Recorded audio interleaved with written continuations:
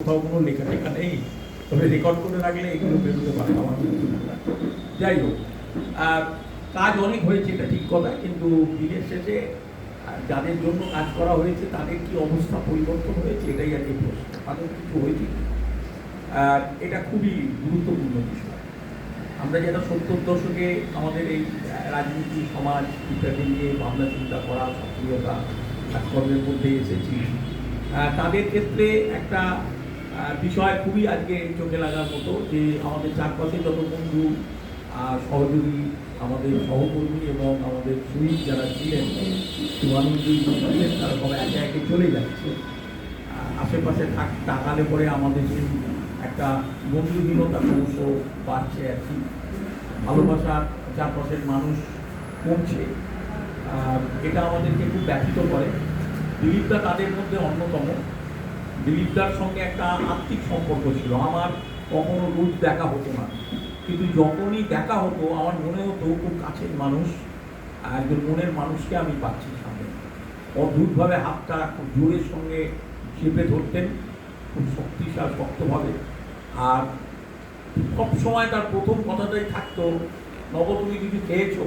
মানে ওনার প্রশ্নটা ছিল যে যেন ধরেই নেন যে আমি সারাদিন ধরে হয়তো নিজের কথা হয়নি, তো উনি একটা প্রথম জিজ্ঞাসাই ছিল যে তুমি কিছু খেয়েছো। এবং দিলীপদা নাগরিক মঞ্চের জন্মলগ্ন থেকেই নাগরিক মঞ্চকে খুবই সাহায্য করেছে, সহযোগিতা করেছেন ভিন্নভাবে। আমাদের বহু কর্মসূচিতে দিলীপদা এসছেন, অনেকে জানেন না। আমাদের বিশেষ করে ফ্লাইট অফ ইন্ডাস্ট্রি যেটা আমরা করেছিলাম 3 দিন ধরে, সেখানে দিলীপদা প্রধান বক্তা ছিল। সেখানে যেগুলো বলেছিল সেটা দিলীপদা আমাদের বলেই দিয়েছিল যে আমি যা বলছি সেটা চেম্বারের কথা, আমার মনের কথা নয়, আমাদের ভুল বুঝো না। তো দিলীপদা একটা অন্য মানুষ ছিলেন। ঘটনাচক্রে দিলীপদার স্মরণে বা স্মারকে একদিন বলতে হচ্ছে স্মারক বক্তৃতা। আমি আর বেশি কথা বাড়াবো না, আমার মূল জায়গায় চলে যাব, মূল কথায়। দিলীপদার প্রতি শ্রদ্ধা জানিয়ে তার স্মরণে আমি 2-4 কথা বলবো। প্রথম বিষয় হচ্ছে যে আমার একটা কথা আমি বলতে বারবার হয়তো চলে আসবে, কিন্তু একটা যেন মাঝখান থেকে কেউ ধরে নিয়ে ভুল ভাববেন না, সেটা ভাবার খুব সুযোগ থাকে। সেটা হচ্ছে যে আমি ট্রেড ইউনিয়নে বিশ্বাস করি। আমি শ্রমিক শ্রেণীর একমাত্র সংগঠন ট্রেড ইউনিয়নকেই মনে করি। 3 নম্বর হচ্ছে ট্রেড ইউনিয়নের কোনো বিকল্প আছে বলে আমি এখনো মনে করি না। আমিও খুঁজছি, এখনো পর্যন্ত মনে করি না। এই দিয়ে আমি শুরু করছি, কিন্তু অনেক গন্ডগোল আছে, আমি সেই গন্ডগোলগুলো বলবো, কিন্তু এই বিভ্রান্তির কোনো সুযোগ নেই। আমি সেটা আগে ক্লিয়ার করে দিতে চাই, স্পষ্ট করে দিতে চাই। পশ্চিমবঙ্গে আজকে যে অবস্থা, এই অবস্থাটা বামফ্রন্ট যখন ছিল তখনও ছিল, এখনো আছে, এবং গত যারা ছিলেন তাদের সময় হয়েছে। অর্থাৎ শ্রমিকদের যে পরিস্থিতি, সাধারণভাবে শ্রমিকদের যে পরিচয়, এখন তো কথাটা এসে যাচ্ছে যে শ্রমিকদের পরিচয়ের একটা পরিস্থিতি তৈরি হচ্ছে, পরিচয়ের একটা সংকট তৈরি হচ্ছে। কাকে আমরা শ্রমিক বলবো, এটা নিয়ে একটা সংকট তৈরি হচ্ছে। আপনি যদি খাতায় কলমে বলেন আমরা বলছি শ্রমিক, কিন্তু আদৌ তারা শ্রমিক নয়। পশ্চিমবঙ্গে 8% থেকে 10% হচ্ছে তারা সত্যিকারের শ্রমিক হিসেবে বা শ্রমজীবী মানুষ, শ্রমজীবী হিসেবে বা শ্রমিক হিসেবে তারা সমস্ত সুযোগ সুবিধাগুলো পান, যেগুলো শ্রমিকদের জন্য আইন কানুন অধিকার ইত্যাদি ইত্যাদি আছে। কিন্তু বাকি অংশের মানুষ কিছুই পান না, সত্যিই কিছু পান না, এবং যত দিন যাচ্ছে না পাওয়াটা বাড়ছে, ক্রমশ বাড়ছে। এবং এটা ঘটনা যে সারা বিশ্বে এখন, আপনারা জানেন যে সারা বিশ্বে এখন আলোচনার বিষয় হচ্ছে গিগ ওয়ার্কার। এবং আইএলও জুন মাসের শেষে গিয়ে একটা মিটিংয়ে ডেকেছে যে গিগ ওয়ার্কারদের জন্য কি ধরনের কনভেনশন বা কি ধরনের প্রোটোকল তৈরি করা যায়, সেইটার জন্য একটা জুন মাসে হবে গিগ ওয়ার্কারদের। ইন্টারন্যাশনালি এটা ইস্যু, গিগ ওয়ার্কারদের ইস্যুটা আজকে সারা বিশ্ব জুড়ে একটা আলোচনার বিষয়। এবং এইটার কারণও হচ্ছে যে সারা বিশ্বের বিভিন্ন জায়গায়, উন্নত দেশ, তথাকথিত উন্নয়নশীল দেশ, সব জায়গাতেই একটা বিক্ষোভ বিদ্রোহ চলছে এবং গিগ ওয়ার্কারদের কর্ম। আর ভারতবর্ষটা হচ্ছে পুরো বিক্ষোভ, মজুরির বিদ্রোহ, মজুরির লড়াই। ফলে ভারতবর্ষের লড়াইটা এখন মোটামুটিভাবে বলা যায় যদি, সেই লড়াইটা এবং বিক্ষোভের জায়গাটা হচ্ছে মজুরি কেন্দ্রিক, মজুরের জায়গা থেকে একেবারে মজুরকে টেনে নিয়ে এসছে। ফলে যদি সেই ক্যাপিটালের ওয়েজ চ্যাপ্টারটা যদি আপনারা দেখেন, তাহলে সেই জায়গা থেকে যদি দেখা যায় যে সারা ভারতবর্ষের মজুর শ্রেণীকে একটা জায়গায় নিয়ে গেছে। আমাদের দুর্ভাগ্য যে ট্রেড ইউনিয়ন আন্দোলন তথা ট্রেড ইউনিয়ন শ্রমিককে আইডেন্টিক্যালি প্রশ্নে যে শ্রেণীগত পরিচয়ে তাকে নিয়ে আসার দরকার ছিল সংখ্যায় কম হলো, সেটা তারা ধীরে ধীরে অবলুপ্তির পথে নিয়ে যাচ্ছে। এটা আমাদের খুবই খারাপ লাগছে। বাংলাতেও এর কোনো ব্যতিক্রম কিছু নেই, কিন্তু সেই কারণেই বহু জায়গায় যে বিদ্রোহ, চতুর্দিকে যে বিদ্রোহ হচ্ছে, সেই বিক্ষোভ বিদ্রোহ হচ্ছে। এই মুহূর্তে যখন আমরা কথা বলছি 13ই এপ্রিল থেকে এটা শুরু হয়ে গেছে। উত্তরপ্রদেশ, উত্তরাখণ্ড, রাজস্থান, হরিয়ানা, পাঞ্জাব, দিল্লি, বিস্তীর্ণ অঞ্চলে চতুর্দিকে একাধিক কারখানা। আমার হিসেব অনুযায়ী আমার কাছে একটা তালিকা আছে, তাতে 58টা ইউনিটে তাদের বিভিন্ন ধরনের সাবসিডিয়ারিতে আমি এই তালিকাটা দিয়েছি, আমাদের হয়তো পরবর্তী সংখ্যায় বেরোবে। হ্যাঁ, সেইখানে 13ই এপ্রিল থেকে স্ট্রাইক চলছে, 11ই মে পর্যন্ত আমার কাছে যা হিসেব আছে। এবং সব জায়গাতেই একই প্রশ্ন, সেটা হচ্ছে মজুরির প্রশ্ন। বিক্ষোভ চলছে মজুরির প্রশ্নে। নয়ডাটা আমরা প্রচুর প্রচারিত, নয়ডার কথা সবাই জানি, কিন্তু নয়ডা ছাড়া অন্য জায়গা, মানেসারের কথা জানি, কিন্তু অন্য জায়গায় যে অবস্থা চলছে, মানে বিজেপি সরকার, এর আগের সরকারগুলো কোনো ব্যতিক্রম ছিল না। আমি কংগ্রেস সরকারকে কোনো আলাদা কিছু করছি, কিন্তু এটা ঘটনা যে বিজেপি গরিবের বিরুদ্ধে যুদ্ধ ঘোষণা করে দিয়েছে। এবং যদি দেখা যায় যে যদি আপনি দেখা যায় সমস্ত আইন কানুন আছে, আমরা যখন বলছি লেবার কোড নিয়ে এত আলোচনা করছি যে লেবার কোড আমাদের অধিকারগুলো কেড়ে নিয়েছে, 4টে লেবার কোড, আমি বলছি তার থেকেও মারাত্মক। যখন বাস্তবে যাচ্ছে লেবার কোডও মনে হচ্ছে অনেক অনেক বেশি অধিকার দিচ্ছে। যখন বাস্তবে যখন যাচ্ছে তখন মনে হচ্ছে যে লেবার কোডও আমার অনেক অধিকার আছে, কিন্তু লেবার কোড ইমপ্লিমেন্ট নেওয়ায় হচ্ছে না, না হয়ে সেখানে বরঞ্চ আরো খারাপ পরিস্থিতি। ফলে এই পরিস্থিতিটা বাংলায় কোনো ব্যতিক্রম কিছু নয়, বাংলায় বরঞ্চ এই অবস্থাটা আরো খারাপ বাংলায়।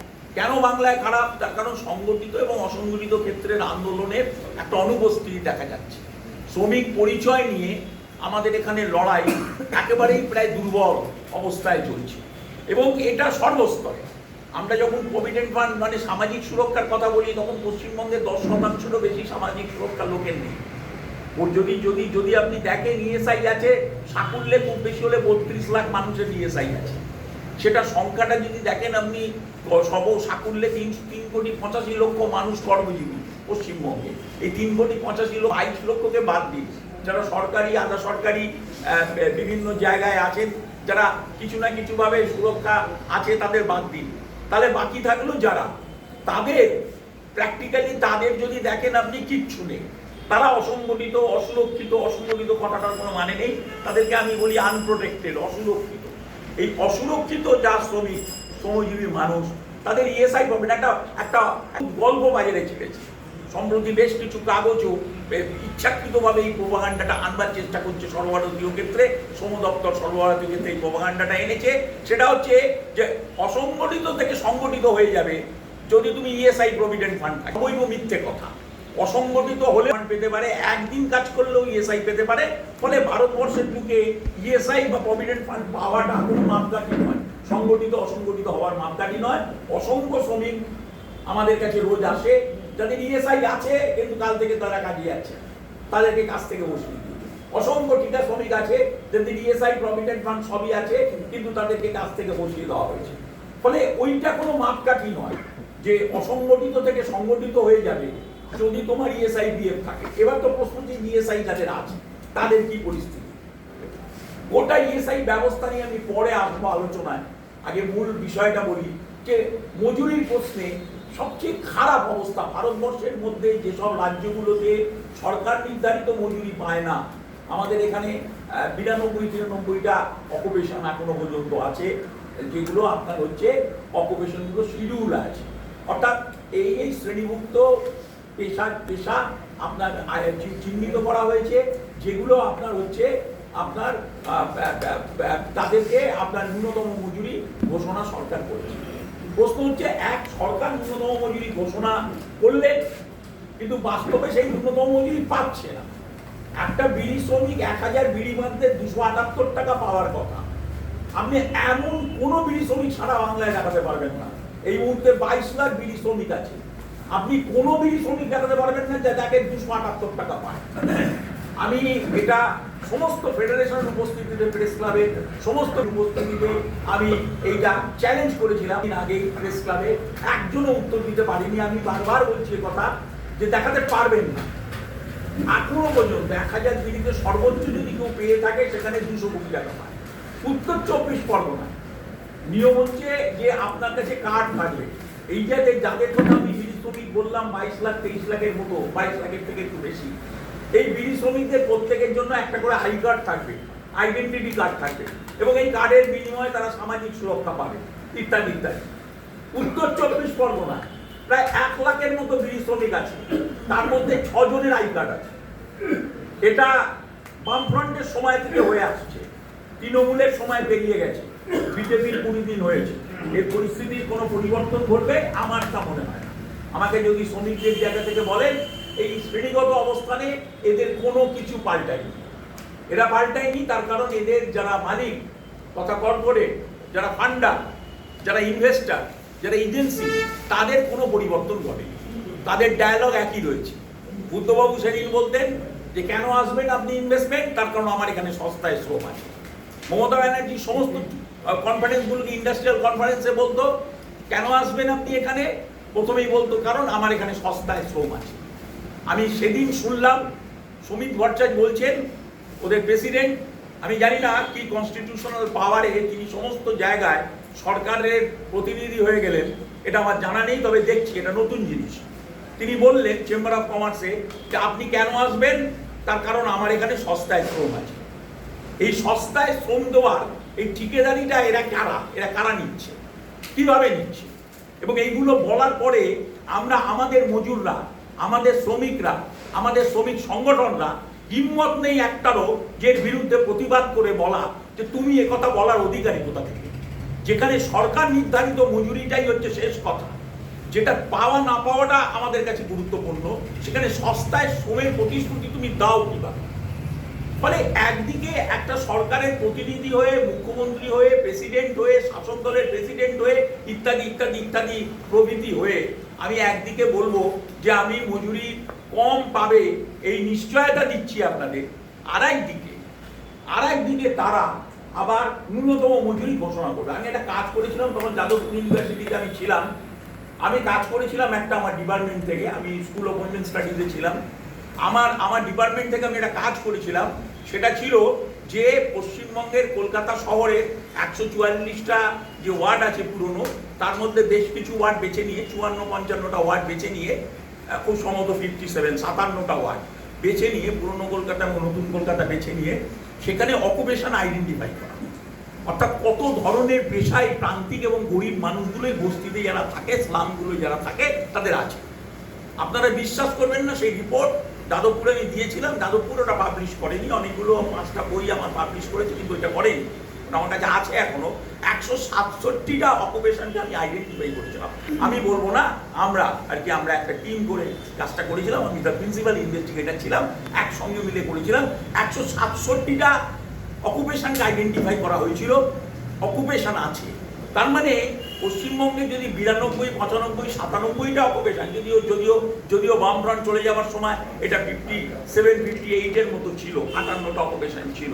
হ্যাঁ, এদের আমলে এটা একটু বেড়েছে মানে অকুপেশন কিছু ঢুকেছে, যদিও অনেক অকুপেশনকে আইডেন্টিফাই করেনি এখনো, অকুপেশন শিডিউলে আনেনি, যেমন ডোমেস্টিক ওয়ার্কার আনেনি। এবং ডোমেস্টিক ওয়ার্কার আনেনি শুধু তাই না, ডোমেস্টিক ওয়ার্কারদের যে একটিমাত্র ইউনিয়ন ছিল তাকে এরা 1918 সালে, 2018 সালে সেটা রিকগনাইজ লাইসেন্স রেজিস্ট্রেশন দিয়েছিলেন, সেই রেজিস্ট্রেশনটা ক্যান্সেল করে দিলেন 2025 সালে।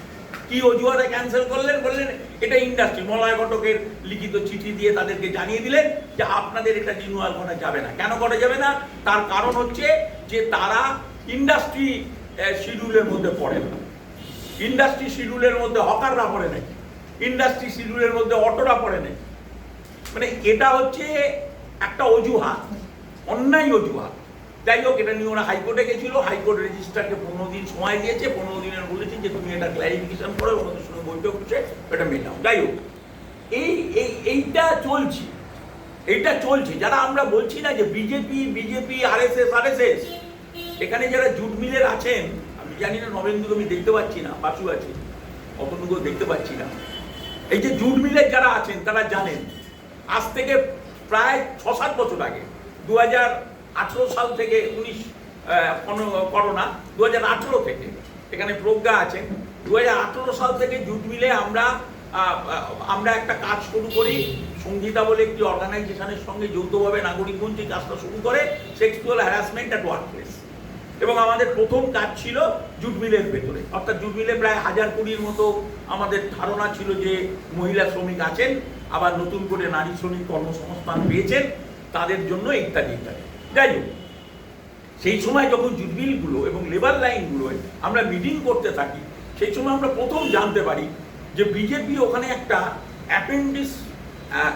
অ্যাপ্রেন্টিসশিপ চালু করেছে এবং সেই অ্যাপ্রেন্টিসশিপটার নাম দিয়েছে দীনদয়াল উপাধ্যায় এবং এই দীনদয়াল উপাধ্যায় পুরো নর্থ 24 পরগনা ব্যারাকপুর শিল্পাঞ্চলে একবারে প্রত্যেকটা জুট মিলে এই ট্রেনিং এটা চলছে এবং প্রথম দিকে এটা শুরু হয়েছিল 100 টাকায় পরের দিকে এটা 200 টাকা এবং এই অ্যাপ্রেন্টিসশিপটা চালু যখন হয় তখন এটার জন্য আপনারা জানবেন অদ্ভুত ব্যাপার আপনারা যারা বাইরের মানুষ তারা জানেন না আজকাল জুট মিলে বহু মহিলা কাজ করছেন যেটা গ্র্যাজুয়েট এবং এদের চাকরি হয়েছে থ্রু এমপ্লয়মেন্ট এক্সচেঞ্জ এবং এদেরকে নেওয়া হয়েছে দীনদয়াল উপাধ্যায়ের ওই ট্রেনিং এ নেওয়া এবং তাদের কাছ থেকে কাজ নিয়ে যেই তাদেরকে পার্মানেন্ট জব দিতে হবে অর্থাৎ ওই 500 টাকার মতো মজুরি দিতে হবে বা শিফটিং ডিউটি দিতে হবে নাইট শিফট মেয়েদের দেওয়া যাবে না ইত্যাদি ইত্যাদি তখনও চালু ছিল এখন তো চালু হয়ে গেছে মেয়েরা নাইট শিফট এখন মেয়েরা নাইট শিফট না করলে আইন অনুযায়ী যত প্রোটেকশনের কথা বলে যে সব বাকওয়াস কোনো কিছু নেই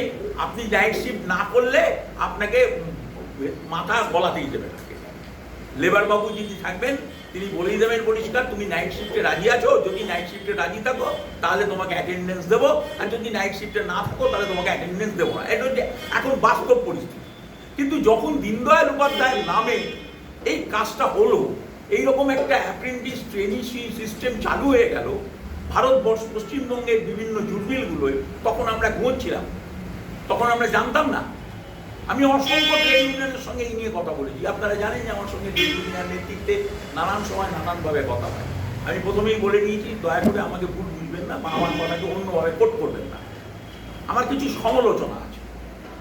সমালোচনা আছে মানে এই নয় যে এর বিকল্প কিছু আমার অন্য কিছু হয় আমি ওইখান থেকে সমালোচনাটা করছি কিন্তু প্রশ্ন হচ্ছে যে আসল জায়গায় আমরা বাইরে যত বিজেপি আরএসএস নিয়ে প্রতিবাদ করেছি আমরা শ্রমিকদের মধ্যে সেই প্রতিবাদ বা আমরা করি আমরা শ্রমিকদেরকে ভেসে দিতে দিয়েছি যে যেখানে যতটুকু শ্রমিকদের মধ্যে দেখুন ভারতবর্ষে যদি কোথাও ন্যূনতম সরকারে বিজেপি সরকারকে চ্যালেঞ্জের মুখে পড়তে হয় আমি কাউকে ছোট করছি না কোনো আন্দোলনকে সেটা করতে হচ্ছে নয় ছাত্র আর নয় শ্রমিক এই যে উত্তর ভারতে যে ব্যাপক শ্রমিক বিদ্রোহ তথা মজুরি বিদ্রোহ চলছে মজুরি বিক্ষোভ চলছে এইটা যদি কেউ করে থাকে কারা করছে কারাই বিজেপি সরকারকে প্রমাণ করে দিচ্ছে যে কর্পোরেট বিজেপি সব খায় কারা প্রমাণ করছে কারা এইসব ভয় ডরের ঊর্ধ্বে হ্যাঁ কারা বলছে না কোনো কিছু নিয়ে মাথা কামাচ্ছে না তারা শুধু নিজেদের দাবিটাকে নিয়ে সোচ্চার হতে গিয়ে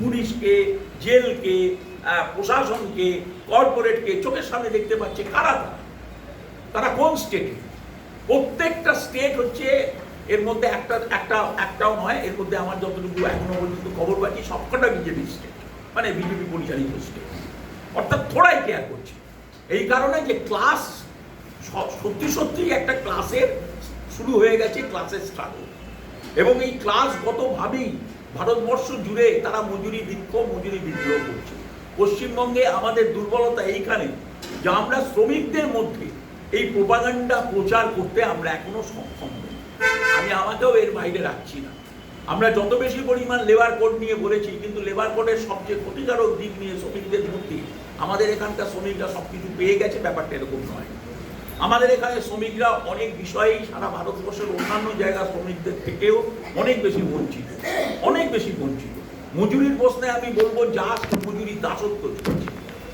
দাসত্ব চলছে প্রিভি কাউন্সিলে রামমোহন রায় যখন গেছিলেন তার ডিটেলস রিপোর্ট আছে রামমোহন লেটারে দেখবেন সেখানে প্রিভি কাউন্সিলে রামমোহন রায়কে এক এক করে প্রশ্ন করছে আর রামমোহন রায় এক এক করে উত্তর দিচ্ছেন সেখানে মাটির বাড়ি কুড়ে ঘর মজুরি ইত্যাদি ইত্যাদি প্রশ্ন জামা কাপড় ইত্যাদি নিয়ে এতে আমার একটা বই আছে তাতে লেখাও আছে শিল্প শ্রমিকের ইতিবৃত্ততে আমি ডিটেলসে রামমোহন রায় ওটা লিখেছি। যাই হোক, তো এটা দেখবেন আপনি তাতে পরিষ্কারভাবে যে পরিস্থিতির কথা বলা হয়েছিল আক্ষরিক অর্থে তার থেকে কোনো পরিবর্তন ঘটেনি। 1931-এ যেখানে করাচি কংগ্রেসের সিদ্ধান্ত হয়েছিল যে শ্রমিকদের জন্য আমরা মজুরি, ন্যূনতম মজুরি, আগে প্রথম সরকার যেদিন স্বাধীন সরকার হবে সেদিন দুটি জিনিস মজুরের শ্রমিকের জন্য হবে। একটা হচ্ছে শ্রমিকের মজুরি, ন্যূনতম মজুরি, ন্যায্য মজুরি, ন্যায্য মজুরি, ন্যূনতম মজুরি, এবং তারপর হচ্ছে লিভিং ওয়েজ, বাঁচার মতো মজুরি। বাঁচার মতো মজুরি তো আলোচনা চলছে 1957 সাল থেকে। আপনারা জানেন যে প্রথম 1957 সালের ইন্ডিয়ান লেবার কনফারেন্স, সেই ইন্ডিয়ান লেবার কনফারেন্সে প্রথম আমাদের দেশে ঠিক হয় যে মজুরি, ন্যূনতম মজুরি না দিয়ে কাউকে দিয়ে কাজ করানো যাবে না। এরপর বহুবার সুপ্রিম কোর্ট গেছে, বহুবার এই প্রশ্নে কর্পোরেটরা তথা মালিকরা গেছে, কিন্তু আলটিমেটলি তারা কোনো রিলিফ পায়নি। তারা কিন্তু রিলিফ পায়নি। শেষমেশ তারা বিজেপি সরকার যেটা লেবার কোড করলেন, সেখানে তারা ইচ্ছা খুশি মতো তারা মিনিমাম ওয়েজেসটাকে একটা ওয়েজে নিয়ে গেলেন 178 টাকায়। অর্থাৎ আপনি কাউকে কাজ করাতে গেলে 178 টাকা নিচে দিতে পারবেন। কিন্তু এই 178 টাকার ফর্মুলেশনটা কিভাবে হলো, কোন ফর্মুলায় 178 টাকা হলো, তার কারণ আপনারা জানেন যে মিনিমাম ওয়েজেস যখন করা হয় তখন তার যে ফর্মুলাটা সেটা কোনো ব্যক্তিগত উদ্যোগে করার কথা নয়, যে আমার মাথা থেকে বেরোলো বা আমার ইচ্ছা হলো আমি বেশি দিলাম, আমার ইচ্ছা হলো কমিয়ে দিলাম, ব্যাপারটা এরকম হয়। তাতে পরিষ্কার ফর্মুলাগুলো ছিল, যা যা ছিল অনেকেই জানেন এখানে বসে, হ্যাঁ, যে 72 গজ কপর, 2700 ক্যালোরি, তার সঙ্গে আবার ক্যালোরি শুধু দিলে হবে না, তার সঙ্গে অন্যান্য প্রোটিন, পুষ্টি ইত্যাদি থাকতে হবে, ইত্যাদি ইত্যাদি করে একটা প্যাকেজ, তবে একটা তৈরি করা হলো, প্যাকেজ তৈরি করা হলো।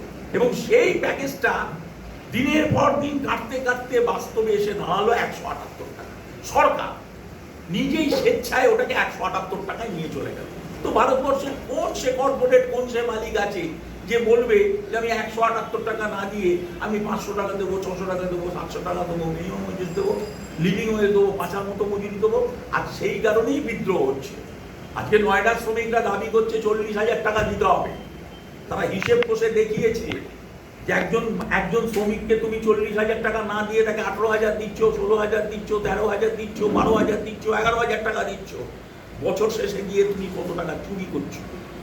আজকে সারা বিশ্ব জুড়ে একটা আলোচনা, আপনাদের আমি বইটা দেখাবো, এটা সারা বিশ্বে আলোচনার বিষয় এবং সবচেয়ে আলোচনার বিষয়, যে যেখানে ইনকাম থেফট তথা ওয়েজ থেফটের কথা বলা হচ্ছে, অর্থাৎ মজুরি চুরি। এটা অনেক দিন আগে ডক্টর অজিত নারায়ণ বসু একটা বই লিখেছিলেন, সেখানে তিনি দেখিয়েছিলেন যে 100 দিনের কাজে, যখন আমি 100 দিনের কাজে সরকার নির্ধারিত মজুরি দিই না, বছর শেষে সেই 100 দিনের কাজে কত টাকা আমি আসলে চুরি করি। একজন শ্রমিক, একজন মজুরের কাছ থেকে কত টাকা আমি চুরি করি। এটা অনেক দিন আগে এই একটা অজিত নারায়ণ বসু এই হিসেবটা করেছিলেন, যা পশ্চিমবঙ্গের অর্থনীতি ও রাজনীতি বলে যে আমাদের অজিত নারায়ণ বসুর বিখ্যাত বইটা আছে, সেই বইয়ে এই ক্যালকুলেশনটা আছে। ক্যালকুলেশনটা অসাধারণ ক্যালকুলেশন, মানে ফান্ডামেন্টালি যদি এই ক্যালকুলেশন দেখেন আপনার মাথা ঘুরে যাবে। ওইটা অজিতদার নিজস্ব একটা ছিল, অজিতদাটা করেছিলেন, খুব ধৈর্য নিয়ে কাজটা করেছিলেন। কিন্তু এই কাজটাই সারা বিশ্ব জুড়ে হচ্ছে, যে মজুরি চুরি, এবং যে কারণে বলা হচ্ছে পলিটিক্স অফ আনপেড লেবার। এটা আজকে সারা বিশ্বের আলোচনার বিষয়, যে লেবার পেড নয়, আনপেড লেবার। এবং এই আনপেড লেবারে ভরে গেছে। আনপেড লেবার বলতেই আমরা গিগ ওয়ার্কার, প্ল্যাটফর্ম ওয়ার্কার ইত্যাদি ইত্যাদি ওয়ার্কারের অনেক ডেফিনিশন হয়েছে। ওয়ার্কারকে তো মমতা বন্দ্যোপাধ্যায় ওয়ার্কারকে স্বেচ্ছাসেবী বানিয়ে দিয়েছে। তার কারণ ASHA worker, mid day meal worker, ICDS worker, গ্রামীণ স্বাস্থ্যকর্মী, এদেরকে সবাইকে স্বেচ্ছাকর্মী বানিয়ে দিয়ে গেছে। এবং ওনার মাতৃত্ব তথা ওনার অনুদান, ভূমিকা ইত্যাদি ইত্যাদি নিয়ে বড় বড় কথা বলা হয়। আসল জায়গায় শেয়ানা ছিলেন উনি, টনটনে জ্ঞান ছিল। যেখানে শ্রমিকদের বিষয় ছিল সেখানে উনি হাত খুলে কোনো অধিকারও দেননি, যেই জায়গাটা ছিল শ্রমিকদের জায়গা।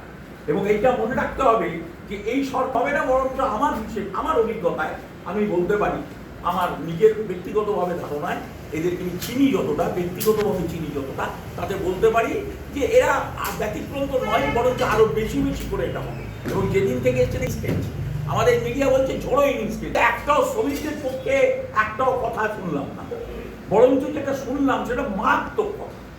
চেম্বার অফ কমার্সে উনি বললেন যে সস্তায় শ্রম পাওয়া যাবে। তার মানে সস্তায় শ্রম মানে সরকার নির্ধারিত মজুরির থেকে কম, এবং সরকার নির্ধারিত মজুরির থেকে কম দেওয়া যাবে এই কথা বলার সাহস দেখালো। খারাপ লাগে যে বর্তমান পরিস্থিতিতে এমন একটা সিচুয়েশন ক্রিয়েট করা হয়েছে। বাইরের দুর্নীতি নিয়ে আপনারা অনেক কথাই বলেছেন, অনেক কিছুই জেনেছেন। আমাদের শ্রমিক আন্দোলনে যারা শ্রমিক নেতৃত্ব আছেন, যারা শ্রমিকদের প্রতিনিধিত্ব করেন ইএসআই, তারা কি করেন আমি জানি না। তাদের সম্পর্কে বলতে গেলে ধরুন নাম ধরছি না, তারা অশোক হোটেল না সম্রাট হোটেল এই করে একই দিনে 3 বার একটা ফ্লাইটের খরচ তারা রিইম্বার্স করেন। কিন্তু বাস্তবে যে একটা চুরি চলছে। আজকে রিজিওনাল ডাইরেক্টরেট 3 বছর আগে আমাকে একটা অডিটের দায়িত্ব দিয়েছিল, ইএসআই এর অডিট, টাই-আপের টাইপে। আমি টাই-আপের অডিট করতে গেছিলাম। আপনারা শুনলে আশ্চর্য বোধ করবেন, একটা অ্যাপেন্ডিক্সের অপারেশনের জন্য টাই-আপের খরচ দেওয়া হয়েছে, বিল দেওয়া হয়েছে 1.5 লক্ষ টাকা, যেটা সিজিএসএ আছে, সিজিএইচএসএ আছে 19,000 টাকা, যেটা বাইরে বিভিন্ন জায়গায় আমাদের শ্রমজীবীতে করে 10,000 8,000 টাকায়। সেই 1.5 লক্ষ টাকা বিল, সেই বিল স্যাংশন হয়ে যাচ্ছে। এবং আমাদের পরিচিত হাসপাতালগুলো ইএসআই টাই-আপে, আর যখন টাই-আপের জন্য যখন শ্রমিকরাকে তার ওইখানে হাসপাতালগুলোর 15টা হাসপাতাল, তার মধ্যে 14টা হাসপাতাল ইএসআই এমবি স্কিমের আন্ডারে, যখন তাদেরকে বলা হচ্ছে, তখন ট্রেড ইউনিয়ন নেতারা দৌড়ে গিয়ে তাদের হয়ে বলছে যে আপনার বাপের সম্পত্তি হাসপাতালটা, বলছে যখন কেন তাকে টাই-আপে পাঠাচ্ছেন না, অর্থাৎ তাকে কেন অ্যাপোলোয় পাঠাচ্ছেন না, তাকে কেন আরএনডেগরে পাঠাচ্ছেন না, তাকে কেন পিয়ারলেসে পাঠাচ্ছেন না, আপনার বাপের টাকা নাকি। এই যে যাচ্ছে, আর তার বিনিময়ে হচ্ছে এই ধরনের হচ্ছে। আমার কাছে এই অডিট রিপোর্ট আছে, একটা কপি আমি রেখে দিয়েছিলাম, যদি কোনোদিন কাজে লাগে। দুর্ভাগ্য এটা কোনো খবরের কাগজ, আপনারা জানেন যে মাঝে মধ্যে আমি কাগজে বিভিন্ন সময় শ্রমিকদের পক্ষে লিখে থাকি, কোনো কাগজ এটা ছাপবে না। তার কারণ আমি জানি কেন ছাপবে না, কেন ছাপেনি। বছরে 250 কোটি টাকা, আমি নাম ধরে বলি, বরুণ রায় লেবার সেক্রেটারি, তাকে তুলে দিতে হতো। এখানে বাসু আছে জানে, এই কুখ্যাত বরুণ রায়, তিনি এমন একজন ছিলেন যাকে ওই ডিপার্টমেন্ট থেকে সরানোর জন্য সিপিআই মানে সিপিএম পিপিএম বাদ দিন, তৃণমূলের তাবড় নেতারা ওই দপ্তর থেকে তাকে যদি সরানো যায়, মানে তাদেরও চোখে লাগবে, মলয় ঘটনার পর খারাপ লাগবে যে এত বড় চুরিটা করছে, তার নেতৃত্বে এত বড় নেক্সাস। বরুণ রায়, ময়ূক রায়, আর ওপরে রয়েছেন মলয় ঘটক, ঝাঁঝরা করে দিয়েছে ইএসআইটা। শ্রমিকদের সাধারণ এটুকু তারা সুযোগটুকু পায়নি। ইএসআই যেটুকু ন্যূনতম যেটুকু অধিকার আছে, যেটুকু পাওয়ার কথা, সেটা তারা পায়নি। আজকে যে চেষ্টা চলছে, ভেতরে চেষ্টা চলছে, এবং আমার দৃঢ় ধারণা বিজেপি অন্য স্টেটে করেছে, আমার স্টেটও করবে, সমস্ত ইএসআই হাসপাতালগুলো প্রাইভেটের হাতে তুলে দেবে। সম্প্রতি আমার কাছে যতটুকু খবর আছে, রূপক বড়ুয়া আপনারা জানেন, যিনি হচ্ছে এই প্রাইভেট হাসপাতালগুলোর সেক্রেটারি, তিনি গেছিলেন এবং তিনি গিয়ে ডেপুটেশন দিয়ে বলেছেন যে আমরা যে সার্ভিস প্রোভাইড করা হচ্ছে ইএসআই হাসপাতালগুলোয়, স্বাভাবিকভাবে ইএসআই হাসপাতালের বেশিরভাগ জায়গায় ডাক্তার নেই, বেশিরভাগ জায়গায় টেকনিক্যাল স্টাফ নেই। কেন নেই? তার কারণ হচ্ছে ডাক্তারবাবুরা চোকাতে চাকরি করলে শুরুতে ঢুকবে যখন, তখন তার বেতন হবে 1 লাখ টাকা, আর যখন ইএসআই এমপি স্কিমে ঢুকবে তার বেতন হবে 40, 45, 50 হাজার টাকা। ফলে ডাক্তারবাবুরা চাকরি করতে এমপি স্কিমে চাইছে না, কোনো টেকনিশিয়ান এমপি স্কিমে যেতে চাইছে না, 15,000 টাকা দিয়ে শুরু। ফলে বেশিরভাগ জায়গায় আপনার ডায়ালিসিস বন্ধ হয়ে পড়ে আছে। মানিকতলা ইএসআই এর মতো জায়গায় বেশিরভাগ বন্ধ। এমআরআই এর মতো জিনিস একদম কন্ট্রাক্ট করা হয়েছে বিভিন্ন ডাক্তার, যারা লিখবে 5টা করে এমআরআই দিতে হবে, 5টা করে এমআরআই দিতে হবে, এবং এই 5টা এমআরআই এর রেট হচ্ছে 6,500 টাকা বাইরে, আপনি আমাকে 3,000 টাকা দেবেন, আর 3,500 টাকা হবে, অর্থাৎ 6,500 টাকার বিল হবে গভর্নমেন্টের কাছে। 90% ইএসআই এর ডাক্তার হচ্ছে চোর, দুর্নীতি পড়া, যে কটা রয়ে গেছে অবশিষ্ট বেশিরভাগই নেই। তো ফলে এইরকম একটা পরিস্থিতি, বছর প্রতি 2 মাস 3 মাস অন্তর ফরেন ট্যুর ডাক্তাররা করছেন, কার বাপের পয়সায় করছেন? এ প্রশ্ন তুলতে হবে। আমি শ্রমিকদের জায়গা থেকে বলছি যে শ্রমিকরা ঝাঁঝরা হয়ে গেছে, তাদের যে ন্যূনতম অধিকারগুলো যে জায়গাগুলো ছিল ইএসআই কেন করবে? যদি আজকে ইএসআই থেকে বেরিয়ে যাওয়ার কথা আসে না, যদি ওটা কম্পালসারি না থাকে, যে বাধ্যতামূলক না থাকে 90% শ্রমিক কালকে ইএসআই থেকে বেরিয়ে যাবে। যদি পিএফ প্রভিডেন্ট ফান্ড যদি বাধ্যতামূলক না থাকে যে আপনি থাকতে বাধ্য, তাহলে 90% শ্রমিক কালকে পিএফ ছেড়ে দিয়ে চলে যাবে। এক কারণ হচ্ছে ইএসআই আছে, তার সিকনেস বেনিফিট আছে বলে। কোনো মেডিকেল বেনিফিটে সিকনেস বেনিফিট নেই, একমাত্র ইএসআই সিকনেস বেনিফিট আছে, এই জন্য তারা আছে। কিন্তু বাকি প্রশ্নে কুকুর বেড়ালের মতো আপনারা যে কোনো ইএসআই হাসপাতাল ভিজিট করুন, আজকে থেকে ঠিক করুন না, 2-4 জন মিলে একটা টিম করুন, করে কাছাকাছি ইএসআই হাসপাতালে যান। 300 বেডের হাসপাতাল, 20-25 জন রয়েছে, 350 জন চাকরি করে কাজ করে বাল্টিগুড়ি হাসপাতাল। বেশি দূর যেতে হবে না, হাওড়া জেলার একটা শ্রমিক অঞ্চল, সেখানে বাল্টিগুড়ি ইএসআই হাসপাতাল, সেখানে 300 বেডের হাসপাতাল, এবং হাসপাতালটা বাইরে থেকে দেখলে আপনি চমকে যাবেন। আপনি দেখলে মনে হবে কোনো ইউরোপে এসছেন আপনি। কি চেহারা হাসপাতালে, আমি দায়িত্ব নিয়ে বলতে পারি কোনো প্রাইভেট হাসপাতালের ওই চেহারা। এটা করোনার সময় টিএমসি ওটা করে দিয়েছে। সেই হাসপাতালটায় 300 বেডের হাসপাতাল, সেই হাসপাতালটায় সর্বসাকুল্যে 30 থেকে 35 জন সবসময় অকুপেন্সি থাকে। কেন কেন নিজের কাছেই এর উত্তর আছে। তার কারণ ডাক্তার নেই। ডাক্তার নেই কেন? তার কারণ ডাক্তাররা বেতন পায় না। টেকনিশিয়ান নেই কেন? এক্স রে মেশিনগুলো এসে খারাপ হয়ে থাকে কেন? তার কারণ লোকাল ক্লিনিকগুলো, এক্স রে ক্লিনিকগুলো এসে দাঁড়িয়ে থাকে, লাইন দিয়ে দাঁড়িয়ে থাকে। ডাক্তারবাবুরা শুধু আর লেখে। একটা ডাক্তারবাবু নিউরো ডাক্তার, 3 জন ডাক্তার মিলে একটা আউটডোর চালায়, 250 থেকে 300 পেশেন্ট হয়। আমি বহুবার বলেছি, বহুবার লিখেছি, অনেক ইনভেস্টিগেশন হয়েছে মানিকতলায়। আমি একটা উদাহরণ দিয়ে বলছি। আমাকে ডাক্তারবাবুরা বলেছেন যে প্রথম 50 জনকে দেখার পর আমরা সেখানে শুধু আর লিখি, আর কিছু লিখি না। তার মানে রিনু, যা ওষুধ আছে সেটাই শুধু রিনু, কারণ দেখার মতো অবস্থায় মানসিকভাবে আমরা আর থাকি না। এটা চলছে।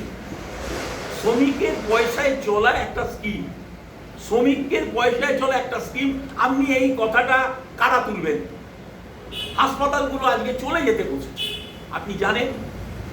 আমি জানি না এখানে যারা শ্রমিকদের নিয়ে কাজ করেন তাদের জানা উচিত, তারা জানেন কিনা। কাশীপুর গার্মেন্টসের ফ্যাক্টরির ভেতরে যে হাসপাতালটা রয়েছে সেটা ইএসআই নিয়ে নিয়েছে।